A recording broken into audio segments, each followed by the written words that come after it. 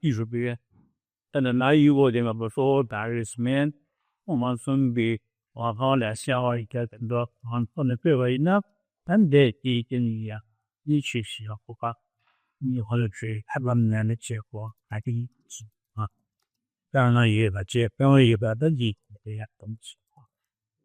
也在这个我现在影响到去，还把这些辛苦吧，你基本就是继续也现在修路哇，徒步，那反正看把咱们看弄或者太些，我留我徒步都是别个上，安尼会身体，你个讲呢，这里哈当的，也这里还看不，那呢，这个你不是了是你跟安子有的，是，第三是有的，特别。都没去理解，而理解了，嘛，真的因为他对我讲的越讲越对不对？所以他们不是一些也不理解，我也是，还没去，也得当不起不提上，好啊。Good afternoon. So this morning we spoke about how to generate the mind of refuge in the context of practitioners of initial capacity, whereby one having reflected on the topic just completed, the suffering lower realms, one generates a fear of being born there, recognizing that because of the intensity of suffering in the lower realms, one's mind is so dominated by one's own pain and misery that it is impossible to engage in the Dharma, even if one happens to be physically in an environment where it's available. Not wanting to suffer in this way, not wanting our spiritual growth, and in particular if we have aspiration to develop bodhicitta and so forth, not wanting our spiritual growth to be impeded, we have a fear for such a rebirth. We then seek guidance or protection from such a potential rebirth, asking ourselves, who has the ability to guide me so that I can gain freedom from such a rebirth? And that is the three jewels.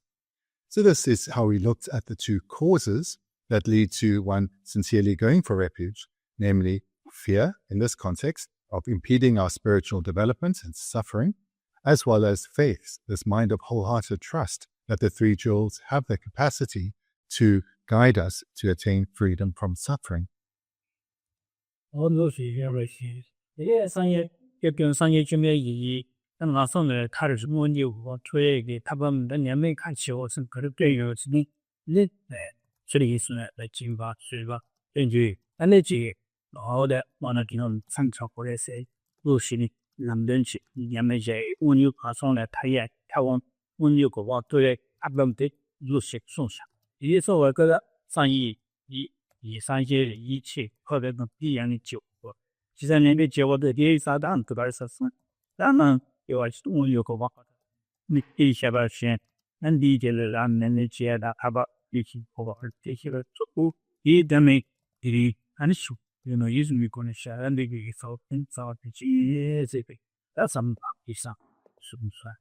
也是说说，我就一个，那现在还有，我就一下子把，然后是先把先把这个月，先也等在七八几上。因为什么几啊？这些书包的呀，什么的呀？因为你比现在有说说人有一些啊，当然这语言啊，那年纪呀，那边也有六个钱。6千，我看到6千，去年18节，第四吧，理解了，我的在现在给我介绍的那些上级学习完，对呀，后续他的一生的某些别的是不仅是意识的，好多钱得了那些，这里什么些钱的啊，当不是。就是一定给我啥时候给我回来的，给我起码我有个话吃吧吃，这里呀，有些也拿对，有些自己的吃，生意点嘛的吃，也让他们有些没说吃，一点的那继续是那的我说是这里没那的，也是的，第三排嘛的，这里嘛的，一个的路线多，就必须多的。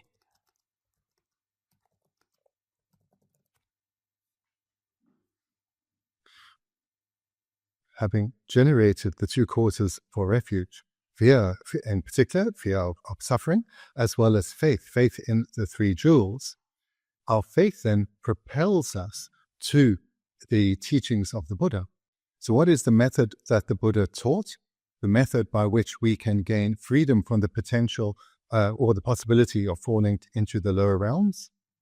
That is the cultivation of virtuous causes through the trainings of ethics, generosity, patience, enthusiastic perseverance, and prayer. So this morning we spoke about this meditation whereby one engages in meditating, cultivating all of these causes. And again, it's our mind of faith in the three jewels that turns us to the teachings and gives us the strength of mind, the determination to put aside what is not important and to embrace these teachings, embrace what is important. So the meditation on ethical restraint is, in brief, the commitment not to bring harm to others, not to harm others through my physical behavior and through my speech. And to the extent I can restrain my mind from the afflictions, I commit to not bringing harm to myself or others through my own afflictions. So this is the brief meditation on ethics. Generosity is a mind of wanting to benefit others. So ethics is the determination not to add to the harm and suffering in this world to ourselves and others. Generosity is the wish to give of ourselves, to help others, to ease the suffering of others, whether it's sharing our material resources, sharing our time, our friendship, our skills and talents, wanting to give of ourselves to benefit others.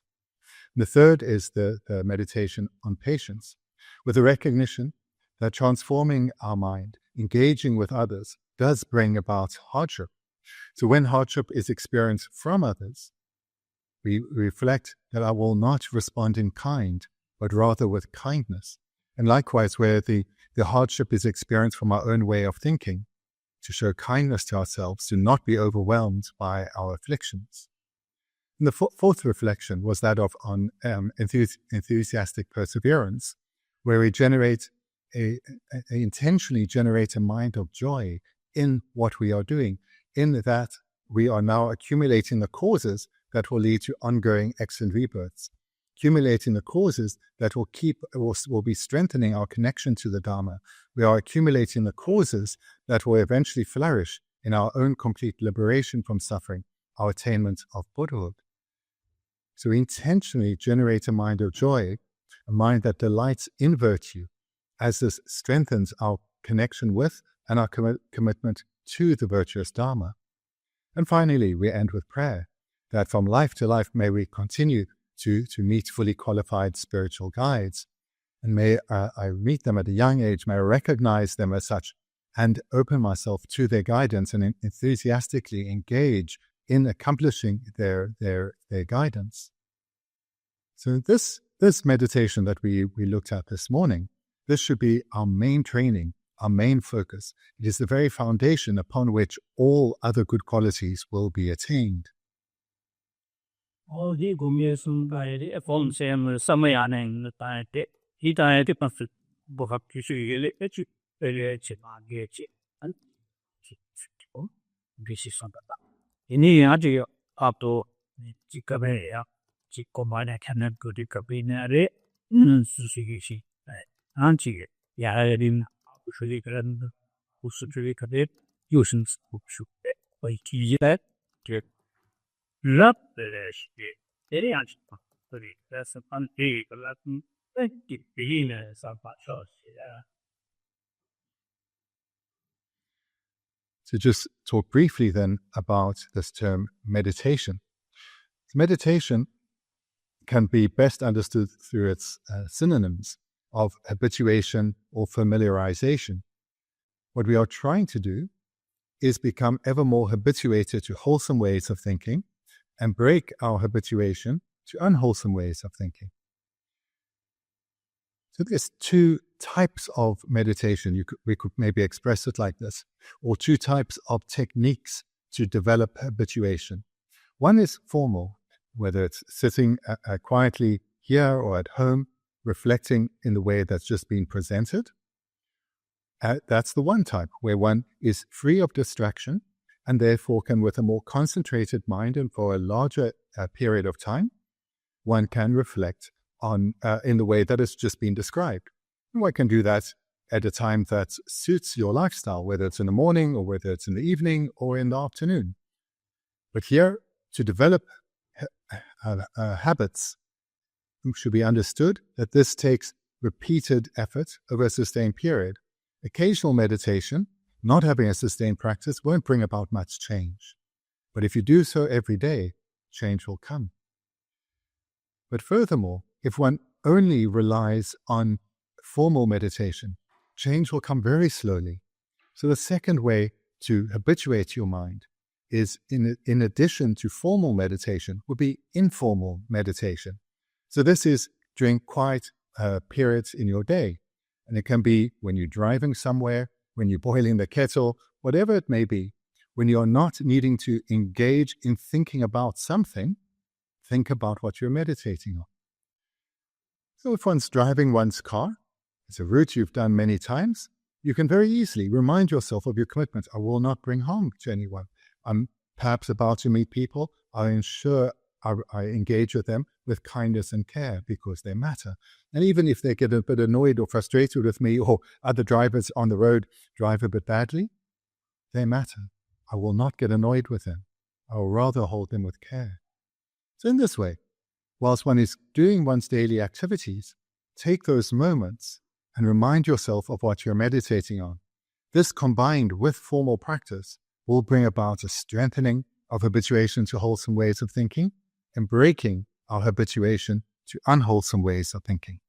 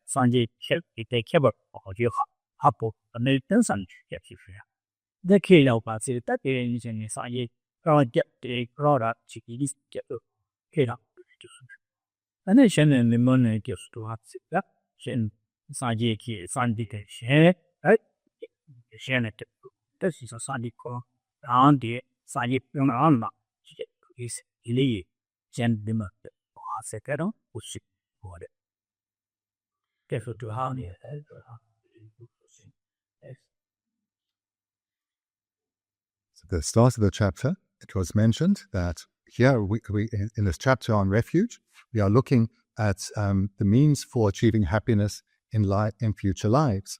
And this chapter of refuge is presented with four major outlines. Now we come to the third. We've looked at the first, the causes for going for refuge, which are in brief are fear and faith.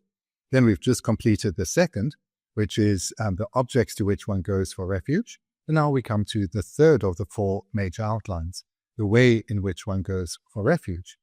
So in the handout, we near the top of page 118, and in the published book in the middle of page 101, the way in which you go for refuge. And this then has four sub-outlines. Going for refuge by understanding their excellent qualities, the excellent qualities of the individual three jewels, by way of understanding their distinctions, their individual characteristics. Thirdly, by way of commitment. And fourthly, by way of not advocating other ones.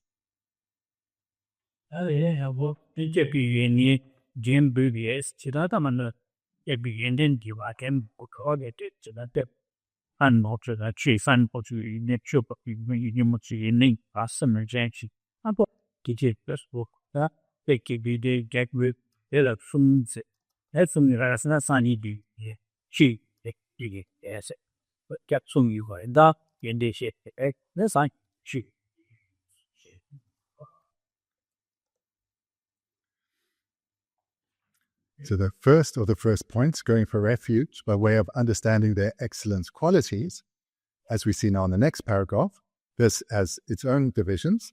Since this requires recollecting excellent qualities of the objects of refuge, this has 3 points: the excellent qualities of the Buddha, the excellent qualities of the Dharma, and the excellent qualities of the Sangha.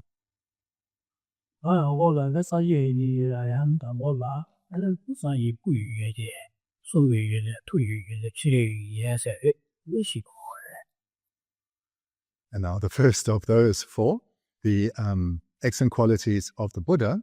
Now at the bottom of the page, or the next outline, we see that has also 4 points: the excellent qualities of the Buddha's body, speech, mind, and exalted activities, or more commonly translated as enlightened activities.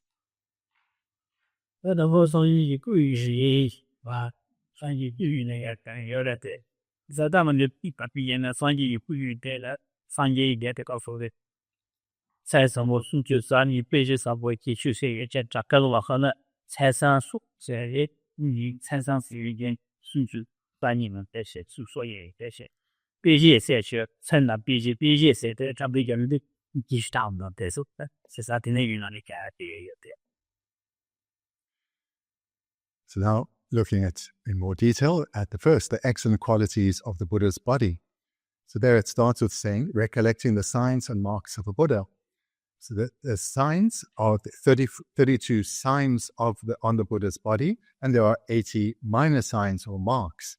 And these are all results of excellent qualities the Buddha has attained that are then displayed by means of their physical body.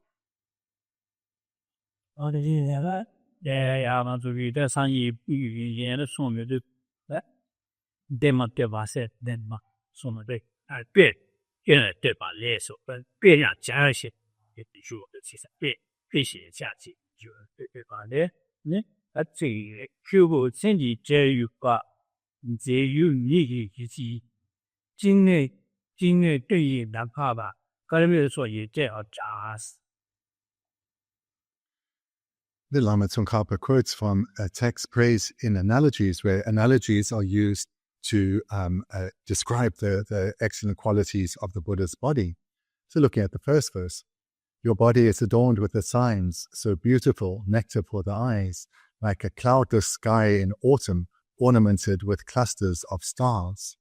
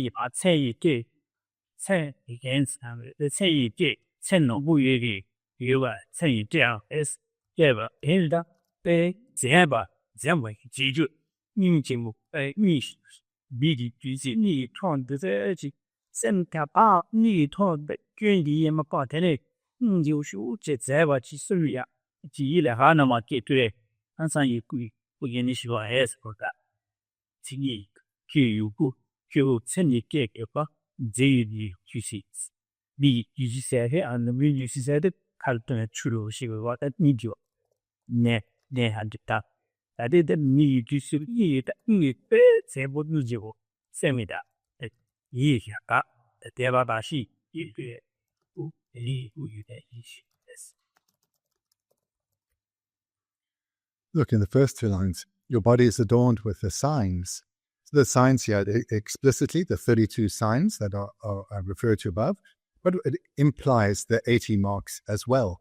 So your body is adorned with these signs, these karmic results of the excellent qualities a Buddha has attained. So merely seeing them is now the second line, so beautiful, nectar for the eyes. So beautiful, it's like nectar for the person with a great fortune to observe the body of a Buddha. So nectar, nectar is usually something that we would, a substance we would drink, but here in the poetry it's used as a metaphor for merely seeing the Buddha is like consuming nectar.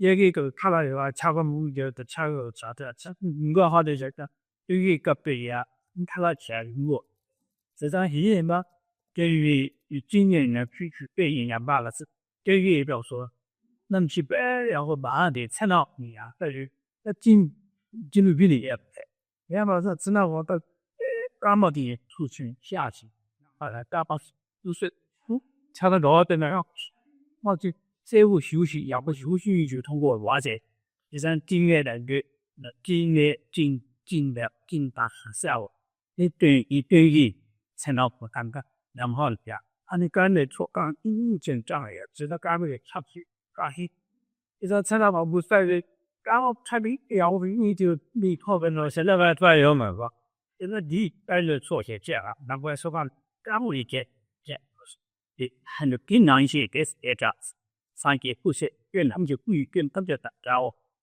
反正你是给都同了这事啊好些我也是你看你第地面那个也比跟那个我参加我记忆的那里那是大嘛记忆啊干的就难怪的大嘛他们干了快递这个后面去下过的是我经常一些的上也不了解了这个太热给我去只有本身好点有回的是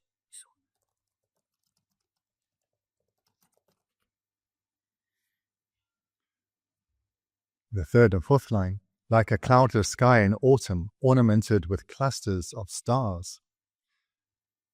This term, in this context, the season of autumn is often mentioned, and it's for a specific purpose.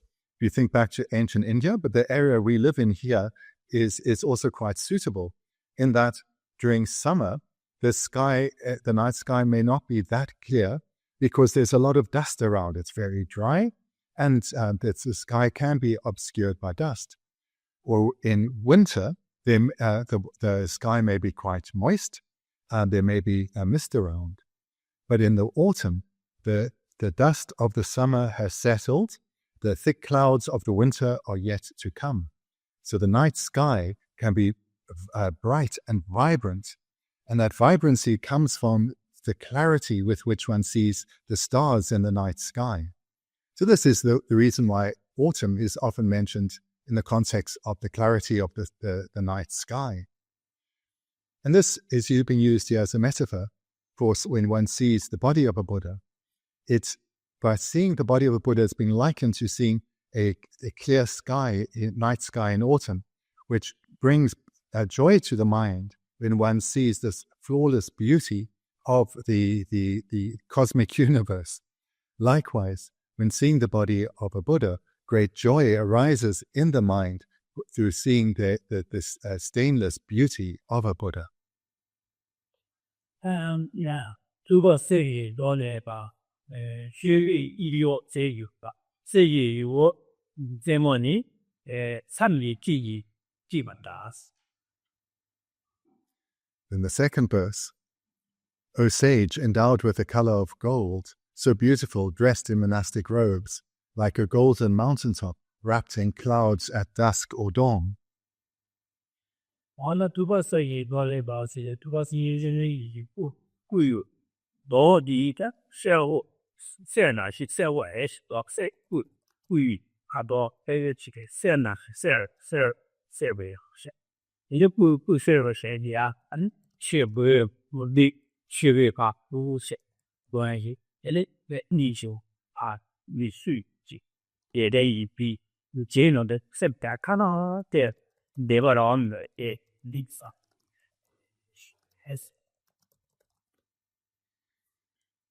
Looking at the first two lines, O sage, endowed with the color of gold, so beautiful, dressed in monastic robes. The body of the Buddha is golden in color, golden in the sense of being radiant and having a radiant and rich luster. So when whoever sees such a body, then also beautified by being dressed in monastic robes, so joy arises in the mind of whomever has the great fortune of seeing the body of a Buddha.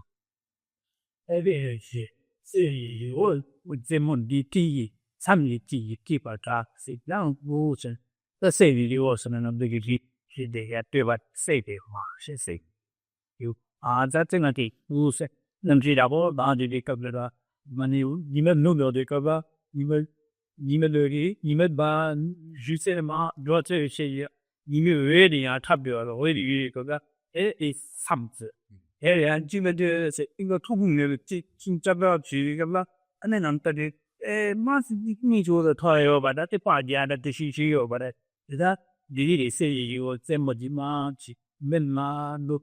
第三嘛，别个嘛个依家呢，这么杂是那个经济参与记了记录学个，因为是贵嘛，你说的太了吧？我啥子也不记得，你说你哪些不是？ The third and fourth line, like a golden mountaintop wrapped in clouds at dusk or dawn. Here one, the metaphor again brings images of a natural beauty to mind. We think of a beautiful mountain, either the light of dawn or the light of dusk, perhaps enshrouded in some mist or light cloud. And this is a natural wonder, something that whenever one sees a sunrise or a sunset over mountains, it's something quite beautiful. Whether there are light clouds or mist or not, the change in light makes it something magnificent to observe. So this is the majesty of the body of the Buddha is being likened to the majesty of our natural world.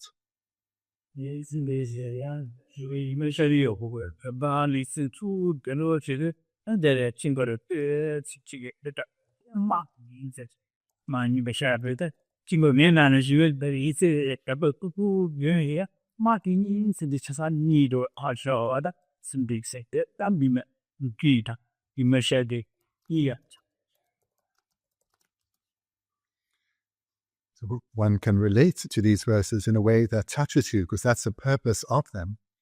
And so one can think of a sunrise or a sunset. One can think of light cloud or mist or a cloudless sky.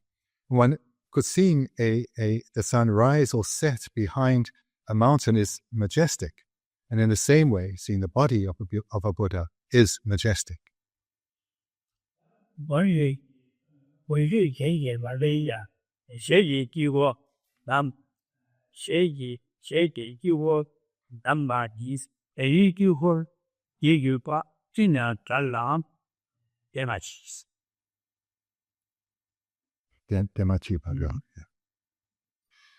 Then the third verse, Protector, the sphere of your face's splendor, although unadorned by jewelry, is beyond that of the full moon in a vast and cloudless sky.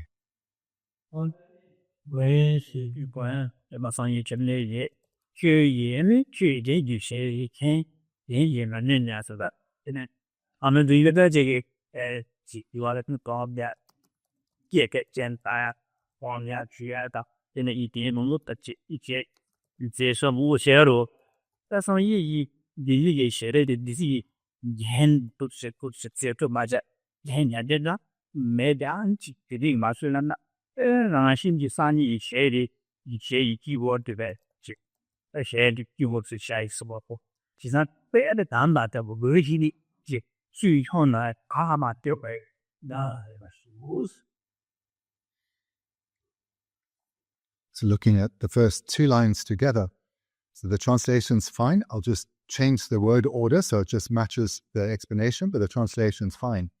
Protector, although unadorned by jewelry, the sphere of your face's splendor. So protector, it's not the same word for refuge, but it's a word for protector. And so this is a polite way to address the Buddha, who is the protector of suffering beings. That unlike ordinary people in society, the Buddha does not need to wear any jewelry to beautify themselves. Even without any jewelry, with a necklace or earrings, the sphere of the face is still splendid. In other words, the beauty of the Buddha is radiant, whether without needing to be adorned by jewelry.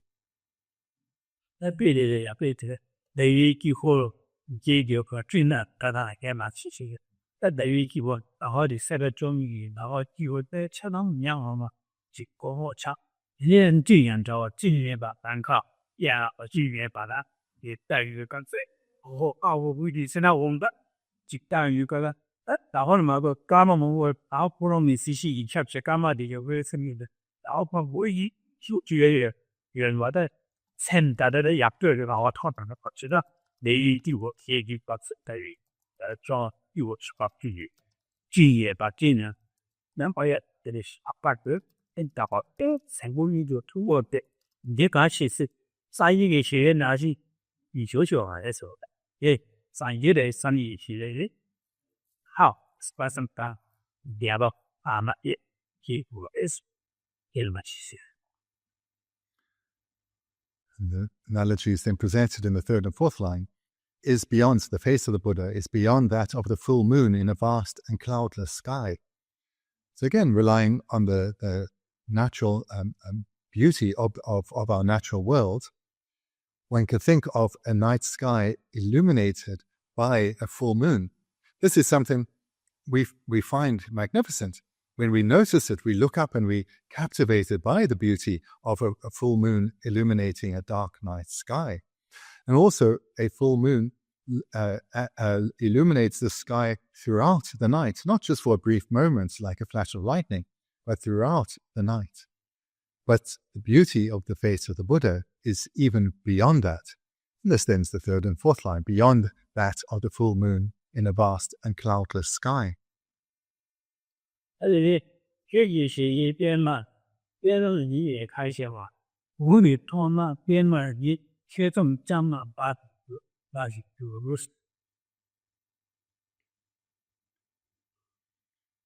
Then the fourth verse, if the lotus of your mouth and a lotus in bloom in the sun are beheld by a bee, the bee will have its doubts about the lotus. 这个商业里面写的边嘛是，那商业写的边嘛是边嘛在边嘛是你那边边嘛里面看这包是，那没得边嘛你，把没下来就一起来看去，现在你们下边嘛看去吧，俺这商业写的边嘛看去吧，是不是社会有是，无论从哪。边嘛呢，这这么讲的啊，是不是的？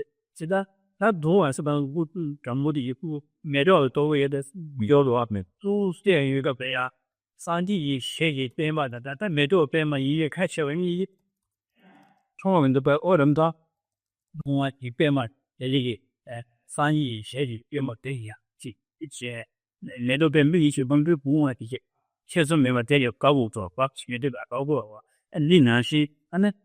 man商业协议那那都不完就不嘛吧，因为不完的就看遇到别嘛看起来的切中年嘛，能说遇到我爸去怕不经费，和你调那也都是结果的。一年是当然就商业协议别嘛给，没到别那个月开销我在了以后再慢对，但并不对，都不完的也得搞吧，商业协议这样的各位们的谁的家也得给。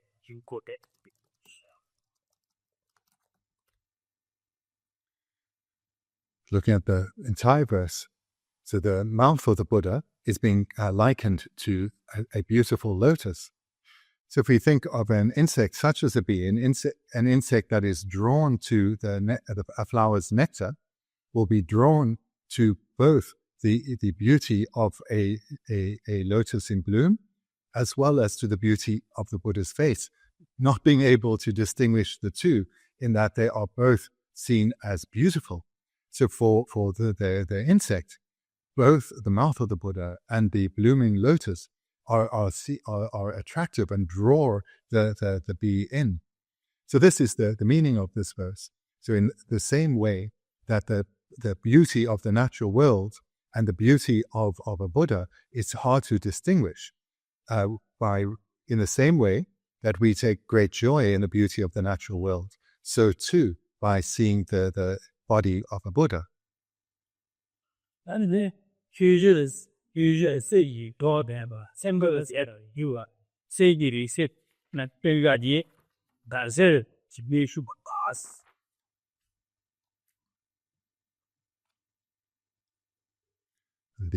fifth verse, Your face endowed with the color of gold is beautified further with your pure white teeth, like immaculate autumn moonbeams, filtering between golden mountains. On that Hindi sang ki share we disabled to our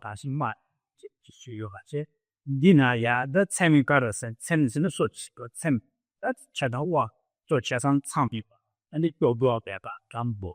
You can say it should be you that any day. Same go, but she need you, is ever do, ever was, see, same chicken.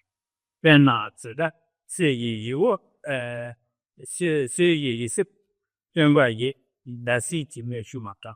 That is she, he. And if in Uku, you come here, he pajama to the chair, he thinks you got Paracongo the church. Ibara do stand down and got snouts and got Yadapa shit, Jigu Mary Shria. Let the whole talka until she soon eat time in the rich and woke up at you. Gimba. Kahama Tini to conjure ordinary San Caramage, send here. Should no more in that max is jam to cut the same gobble. Then you send that teacher and it about all that. Yeah.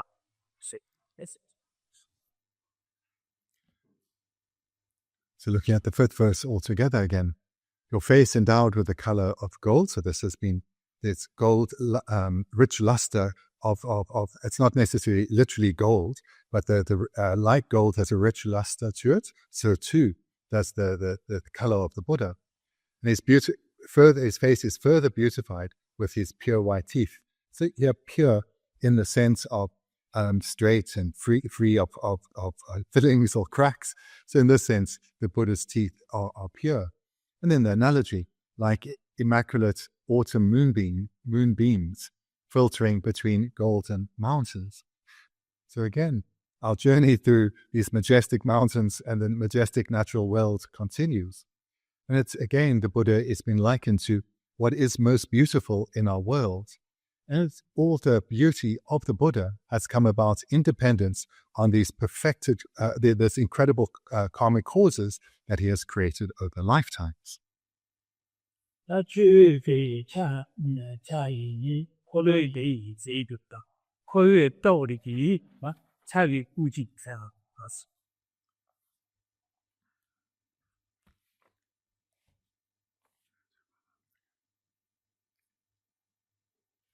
The sixth verse. So I'm just going to change the last two lines.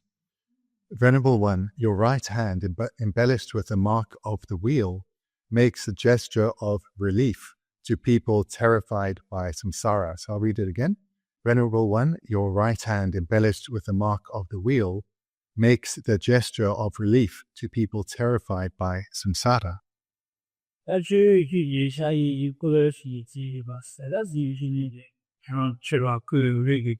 get you sign it wrongly, child labor, allergic areas and colleague get 10 whole 10 months, colleague, need it, in their budget, chapter. Yes, isn't the younger, colleague, dropping minimum charge, Ujin Zebra. Such as that, equally, but suddenly, Kersun, her keywords, call a call, put it one you can send and call. Jigging on the BDA, and yes, Chai, I boy, but he doesn't get some Chai Uchi over there until to my career, Pawan and then Daisy to my say, yeah, and Gigi, where he, yes, that's more. So the right hand of the Buddha, in this verse referred to as the Venerable One, is marked with a Dharma wheel. And this gesture, showing it, is a gesture of giving relief. So the word that is translated here as giving breath, this is a literal translation, but the meaning is giving relief to those who are terrified by samsara, those who recognize that they are in pain, and that as long as one is in samsara, one will suffer. By understanding the meaning of this gesture, relief from this terror comes because one knows, under the guidance of the Buddha, one will gain freedom from cyclic existence. Geshe or you say, Chevy Purdy, Pemate, Sashi, Didi, do you but Beijing Yi, Beijing, Demaplimaji, Jitter, 6 years from Jem Chow was. So the final verse, and again I'll change the fourth line. O sage, as you walk, your feet leave designs on the earth like resplendent lotuses. How could it be made lovelier by lotus gardens? So I'll just read it again. O sage, as you walk, your feet leave designs on the earth like resplendent lotuses. How could it be made lovelier by lotus gardens?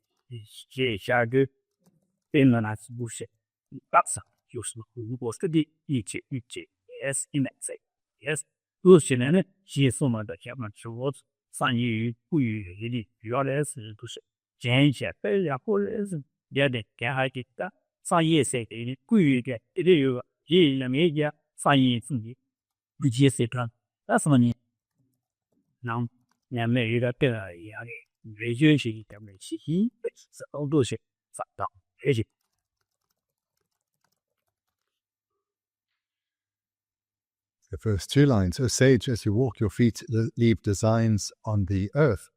So this refers to not mere footprints that we make when we walk in soft earth, but the feet of the Buddha have, and on the underside of the feet of the Buddha, the soles of the feet of the Buddha, are Dharma wheels. So these leave an imprint on the earth as the Buddha walks.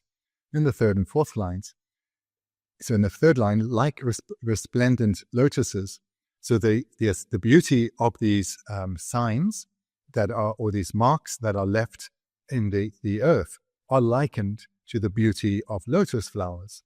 So there is no need, now the fourth line, there is no need for the ground through which the Buddha has walked to be beautified by even a garden of lotuses, when it is beautified by his footprints, with these particular marks that his footprints leave.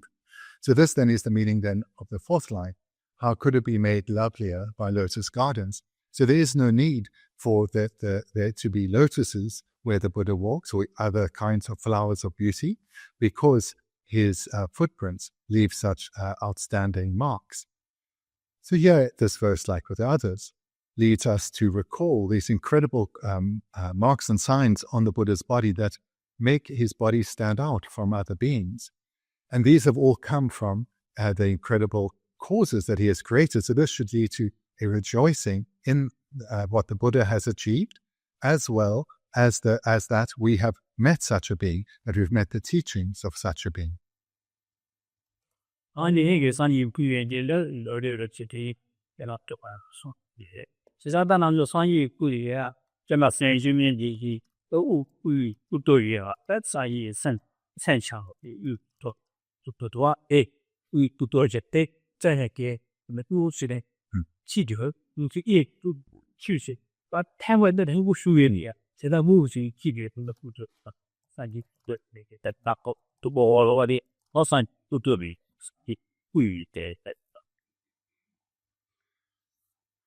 So that the outset of this subdivision was mentioned that there are 30 signs and 80 marks, 32 signs and 80 marks. So these all come from their own respective karmic causes.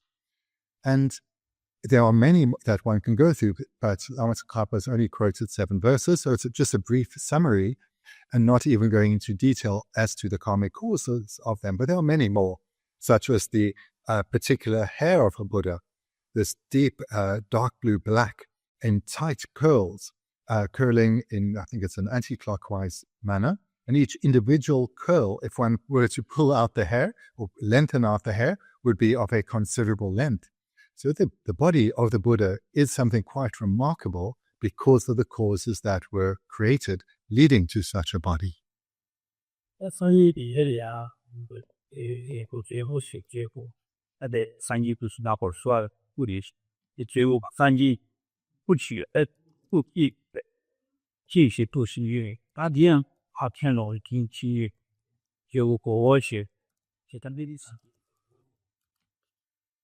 And the further mark is the, I don't know what it's called, but there's a cluster of hair between the eyes of the Buddha. And this too is a curl of hair that if one were to pull it would be extremely long. And it's a tight curl, hence it's round.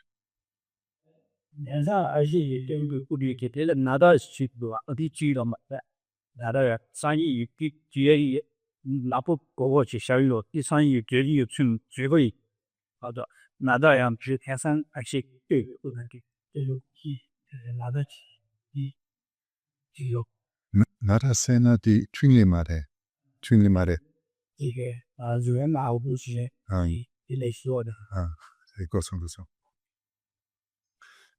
So as we see on our Buddha statue, that is a correct representation. Some modern artists have drawn I don't know what English word we use, but anyway, a nadat. So this sign that is used in Tantra, and it looks more like a letter between the eyes of the Buddha. This is mistaken. It's the actual mark that is there on a Buddha is this circular curl of hair. And so our statue is correctly presented.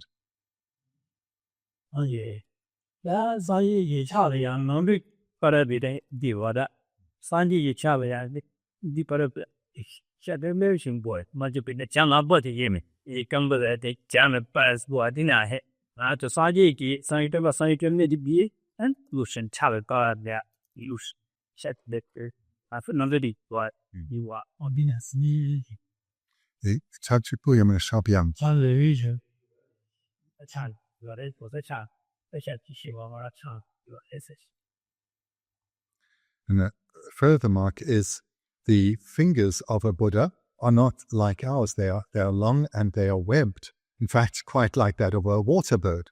So this too is a unique feature of a Buddha's body.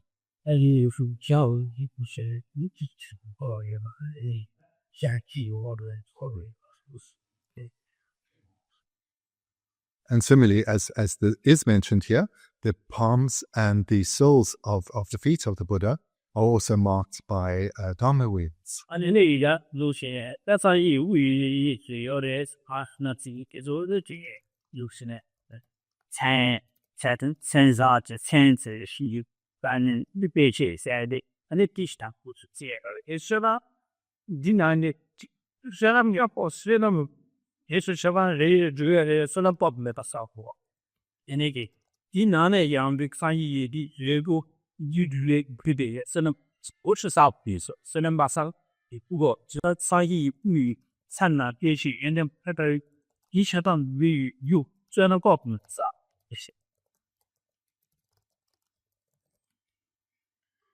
This is just a brief presentation of the 32 marks and 80 signs of a Buddha's body.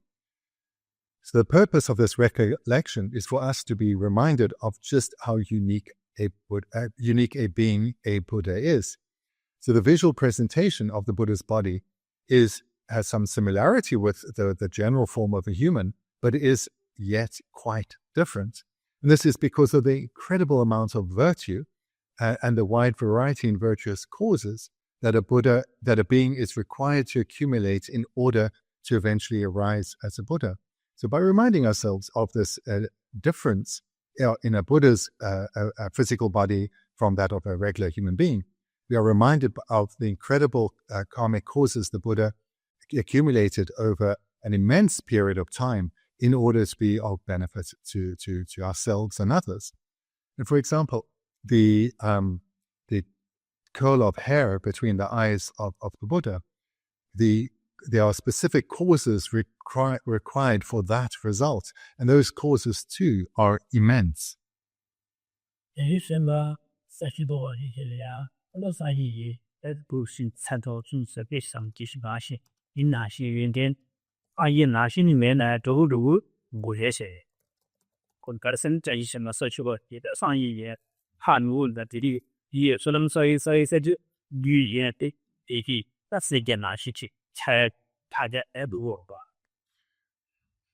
So whilst there's a vast difference between a bodhisattva on the 10th ground and a Buddha, because a bodhisattva on the 10th ground is so close to attaining Buddhahood, their body is starting to resemble that of a Buddha. So starting to show some of these marks and signs.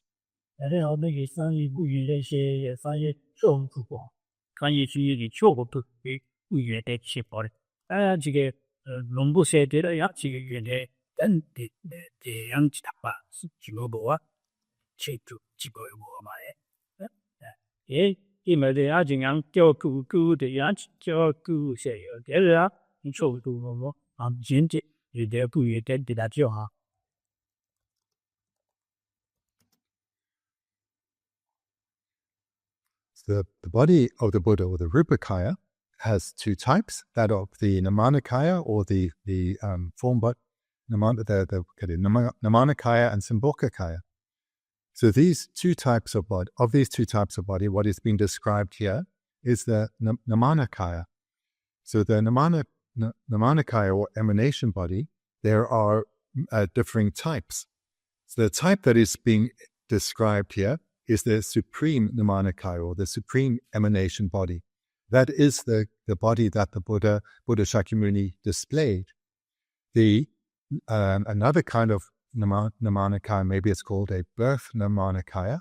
This is the one that when Buddhas appear in a way that looks like an ordinary human being, whilst it is still a body of a Buddha, a emanation body, a Nirmanakaya, it does not have the 32 marks and 80 signs.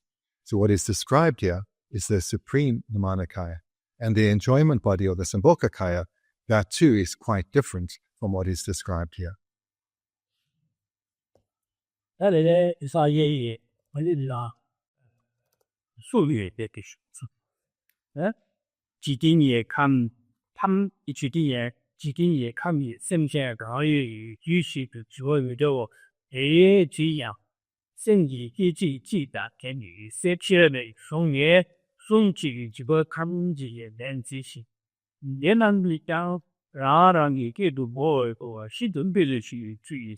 Yes. So that then is a brief presentation on the excellent qualities of the Buddha's body. Now to come to the excellent qualities of the Buddha's speech. Lama Tsongkhapa writes, "Contemplate the marvelous way in which, when many people ask different questions at the same time, the Buddha apprehends them in a single moment of intelligent awareness and answers them all with one utterance, which they understand in their respective languages."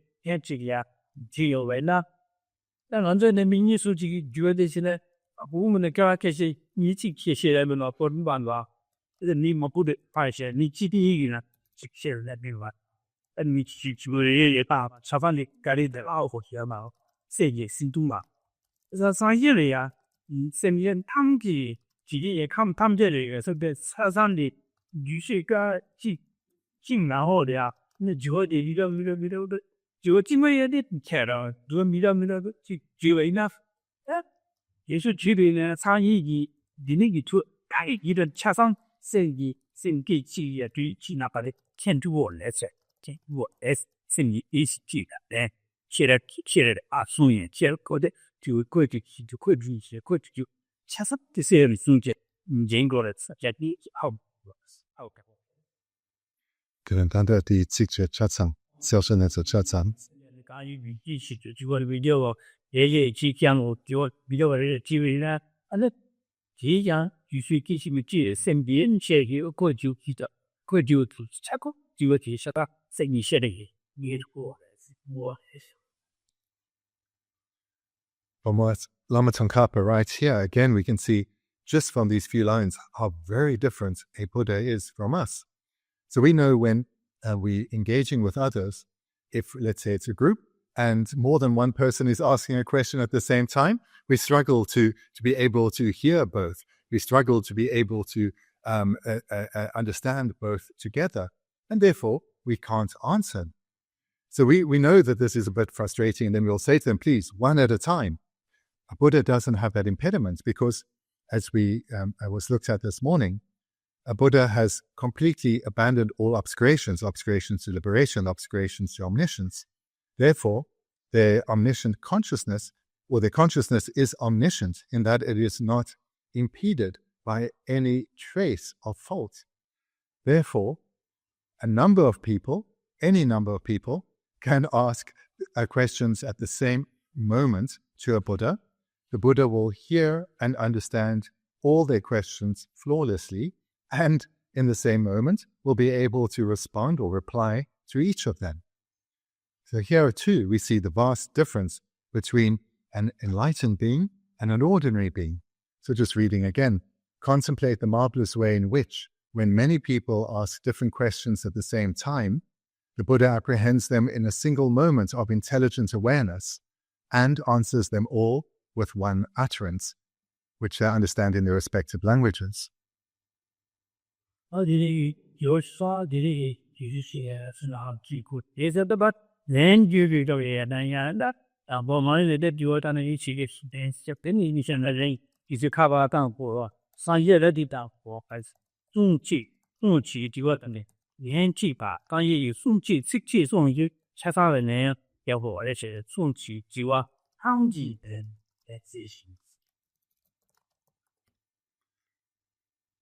Likewise, as just mentioned, not only can we not understand multiple people asking questions at the same time, we cannot answer all of them at the same time. Buddha doesn't have that impediment because their mind is unobscured. They've removed all trace of fault. So they can give a single answer answering all beings. Their single answer may be just a single word. And in this way, they will be able to help beings in a limitless manner.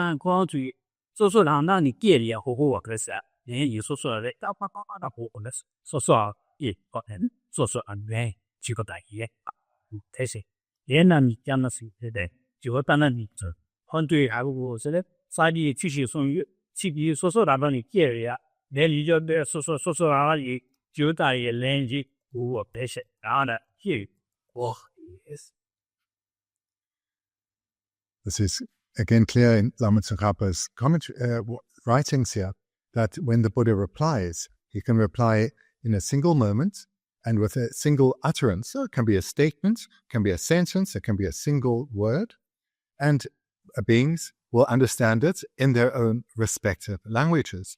This all comes about because of the Buddha's unobscured consciousness.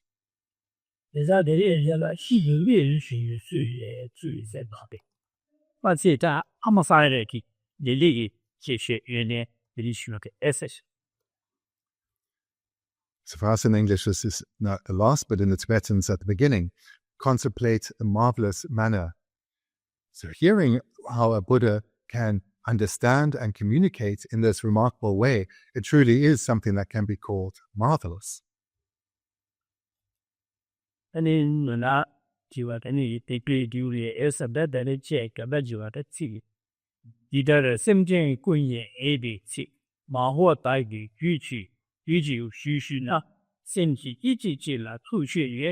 소양 지리 소소 된 내야데 예다베나 젬바 지게나 상배 자양 송독 해먹스스 디니 라미 두마 탈시비 쉐게 콜로도 꼬르체가 제수비 주의세바오스. Then Lama Tsongkhapa quotes from the Satyaka chapter. Thus, if all beings simultaneously ask many questions in their specific languages, his mind comprehends them in a single moment and answers them all with one melodious statement. In this way, he who guides the world knowingly teaches with his melodious voice. He completely turns the wheel of Dharma that puts an end to the suffering of gods and men. Reflect along the lines of these verses.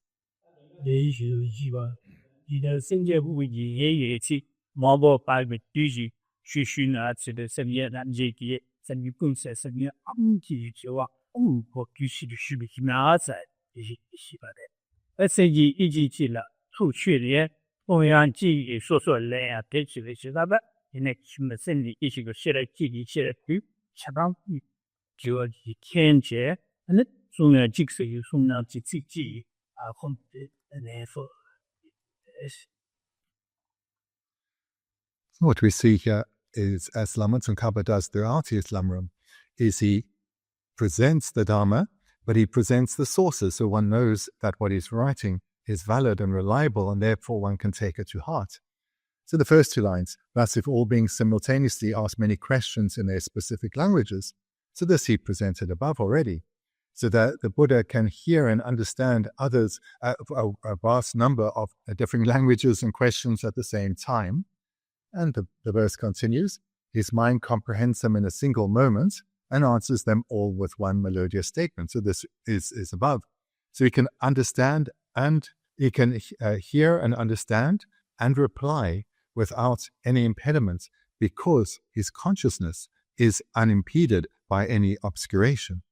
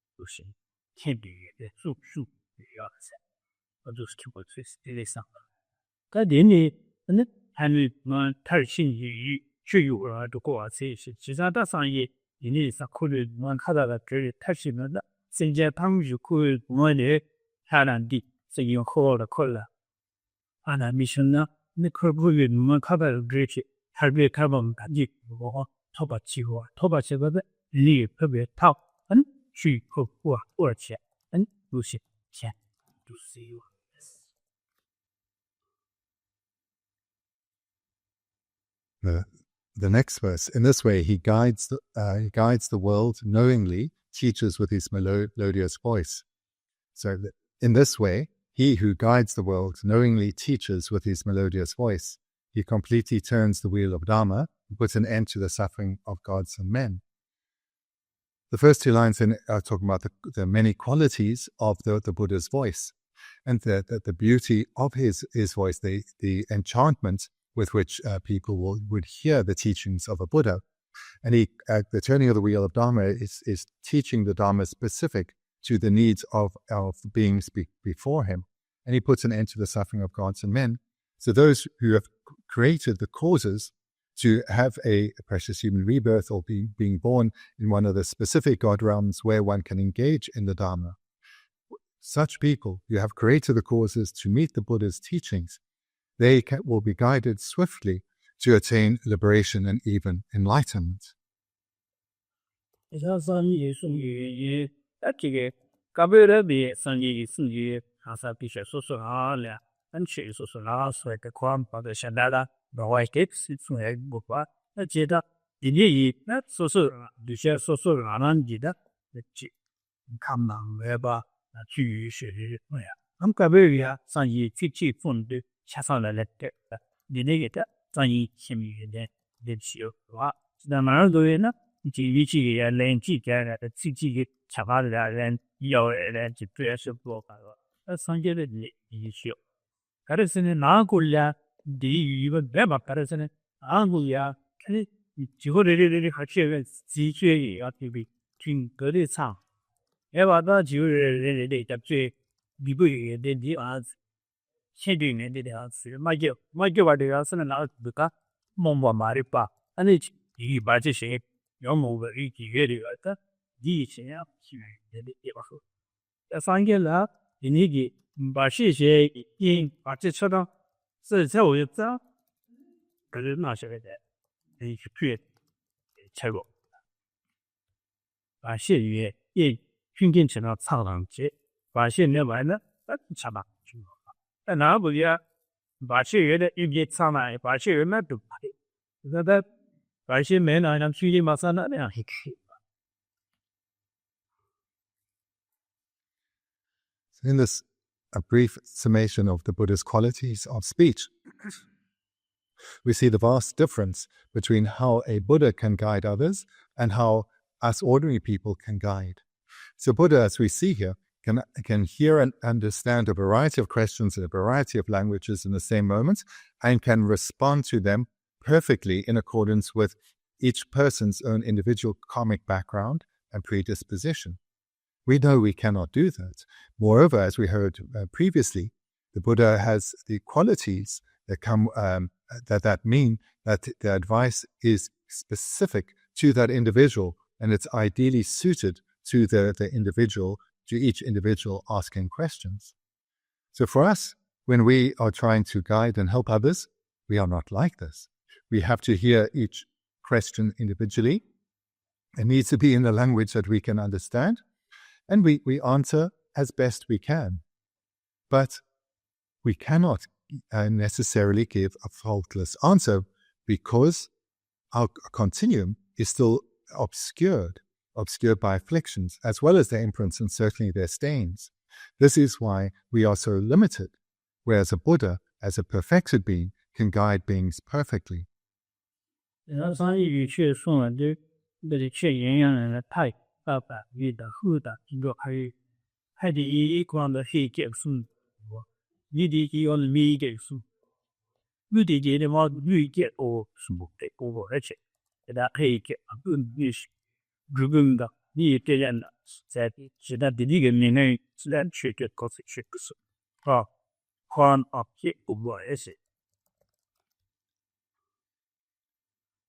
So the Buddha is not limited by only being able to speak a few languages. He can reply to humans in their own specific language. When interacting with gods, he can talk to them in their specific languages. And when talking to beings in the animal realm, such as nagas, he can talk to them in their specific languages.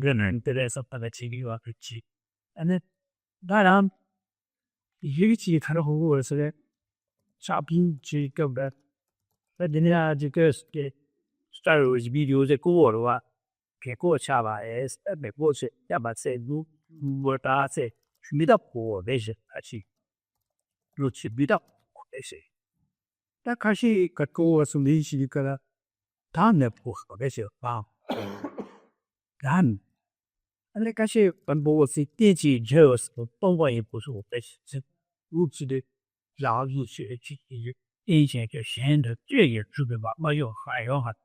以呢，说话说话呢，一个说白的去给有些他们没有比较往不对的生意可能比的啊，也是要去要给就是去，你搞不什么白么？你还是到不大，开始演戏啊，可以嘛噻，是呀，开始演呢，那不，而且你以前这样的去，上的好嘛，也是。Et kan en dag med blive fra det, vi kommer så. I den det døm. 我的些差的些的难度不好是我的想法是，开始一个多半告诉我的些，开始一个都没到我告诉我，开始这样这个感觉蛮不符合，是个。Hvad du now? 一，没去我是就是说的，给我菜，感觉我是有哦，这宿舍那里就看到那边就是过。And furthermore, a Buddha is not restricted to communicate and teach with others solely through speech, but can also do so through their body. So, for example, if when His Holiness is teaching, you may see him rubbing the top of his head like this. So this will be interpreted in differing ways by his students. Some will see it as His Holiness just rubbing his bald head. Others will see it in a similar way, but understand that he's showing his age, that his time in our world is precious.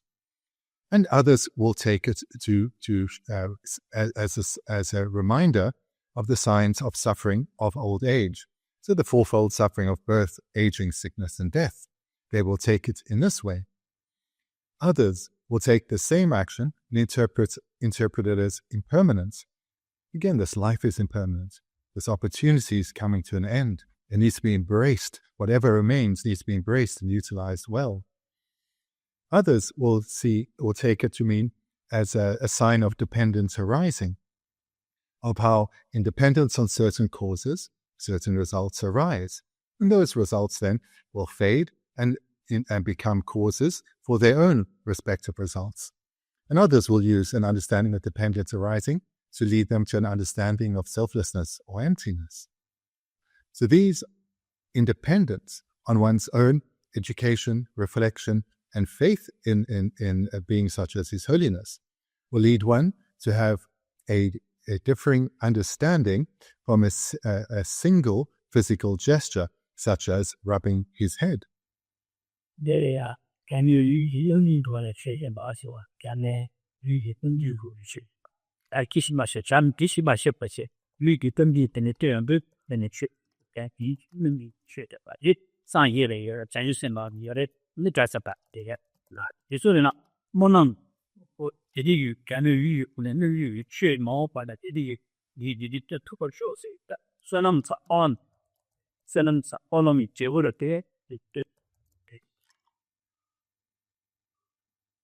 And there's a prayer commonly made by beings that when they become bodhisattvas and arhats and Buddhas, that they may be able to help others even without speech, so that they can turn the wheel of Dharma merely through a physical gesture.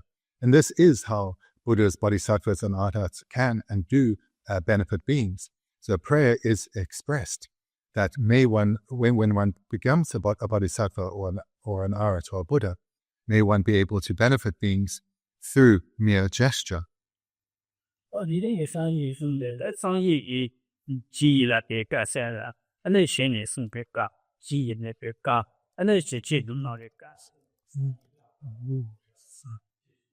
young person?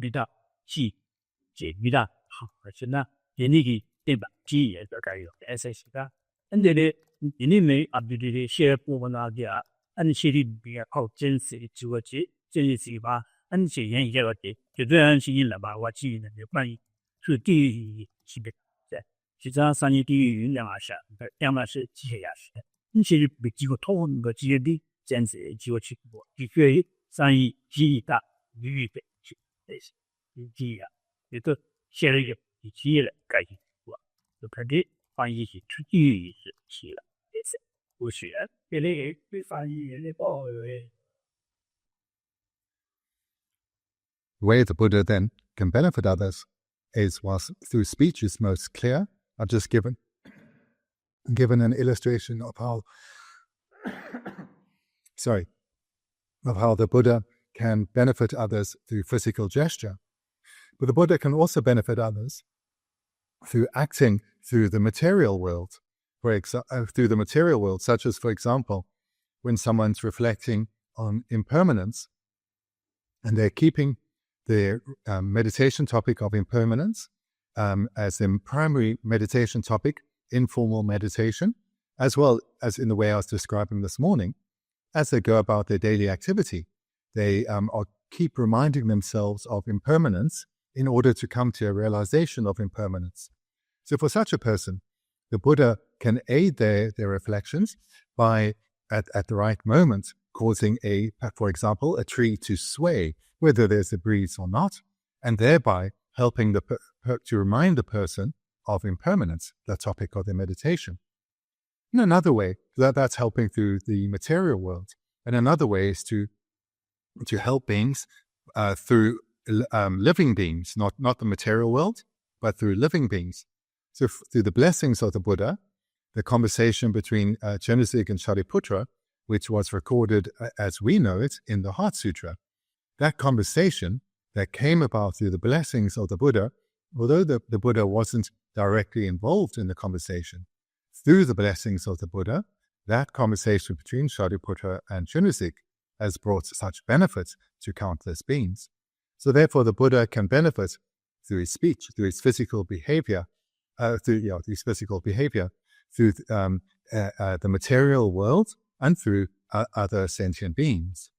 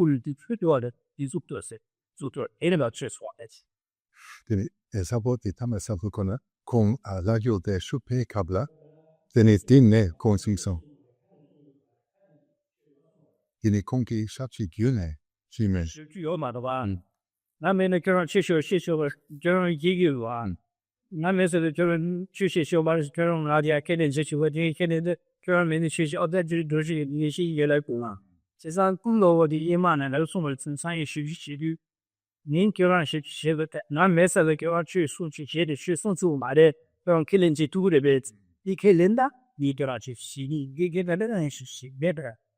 To the sign ye, Casas or Judas or Messalary had back. I'm there to make also tell. That's what your cousin appeared in cheerful world up, and who know your mother. They different sign ye shell and see you kill him and that. That Jerison Jackson Chapel, what is that this Muslim, the Tariq guy from West, we took to him house on days, or about that took a call to go to the small age. If that, so as you mother to go as a go up at the umbrella check over all day, he double church for this.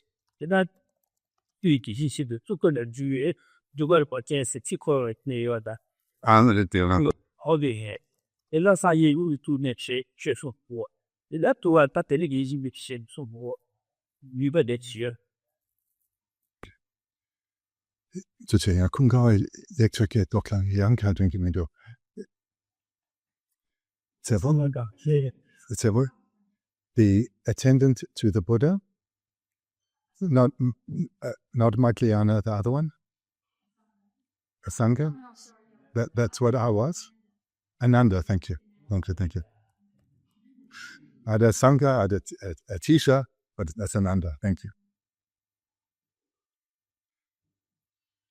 So, the Buddha's attendant, Ananda, agreed to be the attendant to the Buddha on one condition, which is that whenever the Buddha taught, then Ananda would be at his side. In other words, so that Ananda could hear every possible teaching, he agreed to be the Buddha's attendant on condition that whenever the Buddha taught, Ananda would have to necessarily be there. So there was a period when the Buddha went up to the heaven of the 33, where his mother was, to teach his mother and the gods there. So whilst the Buddha then was in this God realm, the Buddha was not teaching in this world, and because of the promise that he had made to Ananda. But there was still a need for teachings in this world. So what the Buddha did was he didn't teach from his mouth, but he taught from the Ushnisha. On the crown of the Buddha's head, the Buddha taught from the Ushnisha to beings in the God realm, because Ananda did not accompany the Buddha to the God realm, but the Buddha was teaching the Dharma there. So the way he taught was not from his mouth, but from this apparition on the crown of his head. And the reason that we know this is it's the Tantra of the umbrella deity, the white umbrella deity. This story is accounted there. So this then shows how a perfected being, a Buddha, is able to benefit beings through his body. So even through the crown protrusion, the Ushnisha, he is able to teach.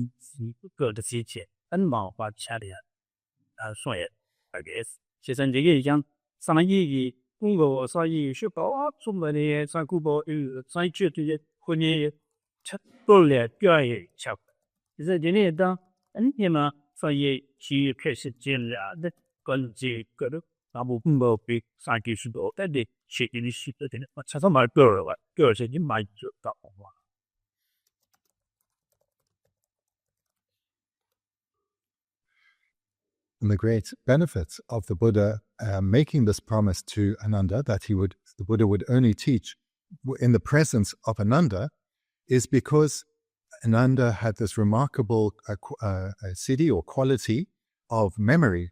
So therefore, every teaching the Buddha gave, Ananda was next to him and was able to faultlessly recall that teaching, to remember that teaching. And thereafter, or then later, when the Buddha no longer abided in this world, Ananda was able to recite from memory all the teachings of the Buddha. And this was how the teachings of the Buddha were initially preserved, because they were not initially written down. And when others had also faultlessly remembered particular teachings, they were able to recall, compare their recollection to that of Ananda's and make sure that their recollection of the Buddha's teachings was faultless.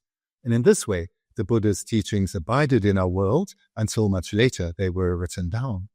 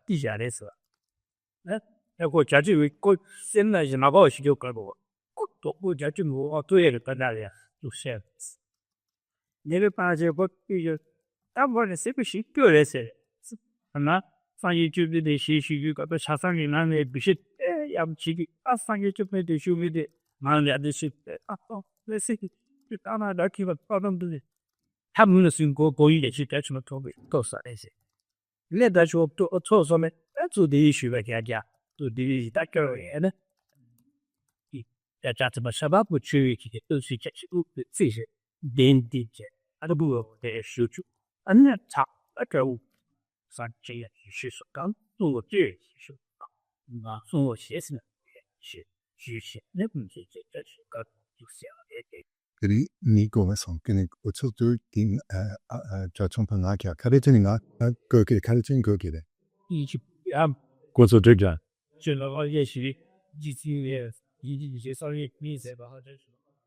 Geshe Thubten Rabten song lamane koso tegja.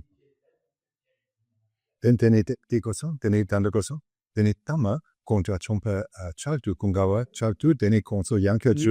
Abtu kedo chin.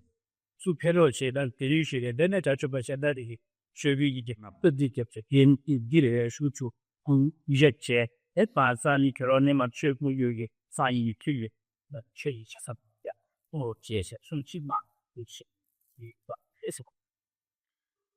Conclude then with a further story from Ananda. So after Buddha Shakyamuni passed away, then there was a grouping of the arhats gathered together. They formed a community, wanting to form a community of 500 arhats, but there were only 499. So they turned to Ananda and said, "You've been at the side of the Buddha throughout these many years of teachings, and yet you have not become an arhat. That is shameful. How could this be? Go away and sort yourself out." So Ananda was thrown out of the community, and he went alone into the forest. His mind wasn't despondent, but he did question himself, after all these decades of attending the Buddha, of all this virtue that's being created, all these teachings he's heard and received. He was not yet an arhat, and whilst there were so many others who had become arhats. So he went away with determination, not with the despondence, but a determination. Shortly thereafter, he became an arhat and rejoined the community. And the community welcomed him. The community of fellow arhats welcomed him in. And they piled their yellow robes up together as a sign of respect. And Ananda climbed on top of their yellow robes. And then they started this process of codifying or recognizing the teachings of the Buddha. In that Ananda, with his faultless memory, was able to recite all the teachings of the Buddha, so the entire Kangyur. Abu said that the lato demandu the san you kusu du ni de la. Je vais chez les to yang che di. Bu se ji she ge a.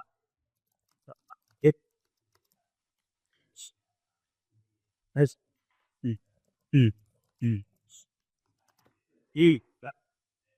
We get to pot. Yeah, 看一故意的来商业的一些也会给去给而的送。 So just to very briefly conclude, so the purpose of looking at the excellent qualities of the Buddha, and we look briefly at those of his body and speech, and next time we'll come to look at the qualities of his mind. The purpose of this is by understanding just how remarkable a Buddha is, one will give rise to deep trust or faith in the Buddha. And having faith in the Buddha, one will have faith in his teachings, the Dharma jewel, as well as his highly accomplished followers, the Sangha jewel. So this is the purpose of this topic. And the way to meditate on it, I won't go through it now, but it was as mentioned at the end of this morning's teaching. So I encourage you to do this meditation, generate refuge, meditate on the causes that are the foundation of one's spiritual training. Do this meditation every day. Keep it in mind, not just in meditation, between meditation sessions in the way that are described, in particular that of ethics. Okay, then thank you. Then we'll conclude therefore this week. Thank you.